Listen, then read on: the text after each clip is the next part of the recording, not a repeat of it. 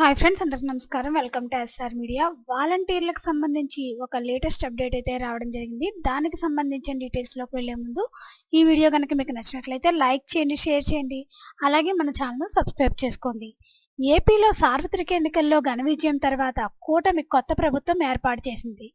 ఇవాళ ముఖ్యమంత్రిగా బాధ్యతలు చేపట్టిన చంద్రబాబు నాయుడు కీలక అంశాలపై తొలి 5 సంతకాలను చేశారు. ఇందులో మెగా డిఎస్సి, ల్యాండ్ టైటిలింగ్ చట్టం రద్దు, పెన్షన్ పెంపు, అన్నా క్యాంటీన్ల పునరుద్ధరణ, స్కిల్ డెవలప్మెంట్ పై 5 సంతకాలు చేశారు. ఈ నేపథ్యంలో మంత్రులు నిమ్మల రామానాయుడు, డోలా బాల వీరాంజనేయ స్వామి, సవిత తొలి ప్రెస్ మీట్ నిర్వహించారు. ఇందులో పలు అంశాలపై వారు క్లారిటీ ఇచ్చారు. మెగా డిఎస్సిపై జగన్ దగా చేస్తే తాము మాట నిలబెట్టుకున్నామని మంత్రి నిమ్మల రామానాయుడు తెలిపారు. గతంలో ఇచ్చిన హామీ మేరకు ల్యాండ్ టైటిలింగ్ యాక్ట్ను రద్దు చేశామన్నారు. మీ బిడ్డ అంటూనే జగన్ పాస్బుక్ల మీద, ఆస్తుల పత్రాల మీద ఫోటోలు వేయించుకున్నారని, తద్వారా మీ ఆస్తులకు ఆయన వారసుడిగా మారిపోయారన్నారు.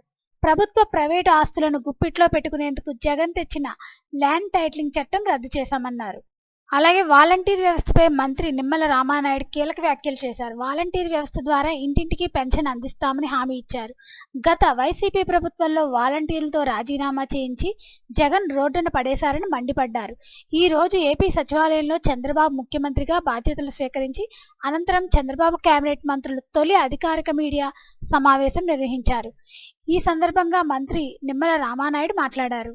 అలాగే రాష్ట్రంలో నిరాదరణకు గురవుతున్న వృద్ధులు, వితంతువులు, దివ్యాంగులకు పెన్షన్ల పెంపుపై చంద్రబాబు 3వ సంతకం చేశారని, బకాయిలతో కలిపి జూలై 1న 7,000 పెన్షన్ ఇవ్వబోతున్నట్లు ఆయన ప్రకటించారు. ఇంటి వద్దే పెన్షన్లు ఇస్తామన్నారు.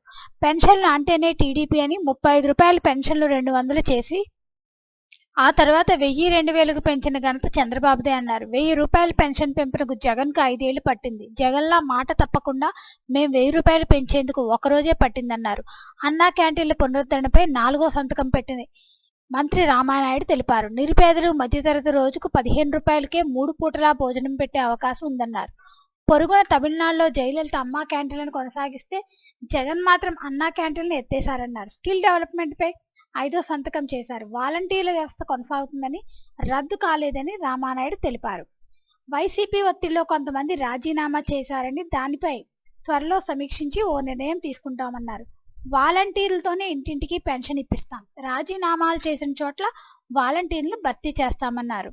సో ఫ్రెండ్స్, ఈ వీడియో కనుక మీకు నచ్చినట్లయితే లైక్ చేయండి, షేర్ చేయండి, అలాగే మన ఛానల్ సబ్స్క్రైబ్ చేసుకోండి. Thanks for watching this video.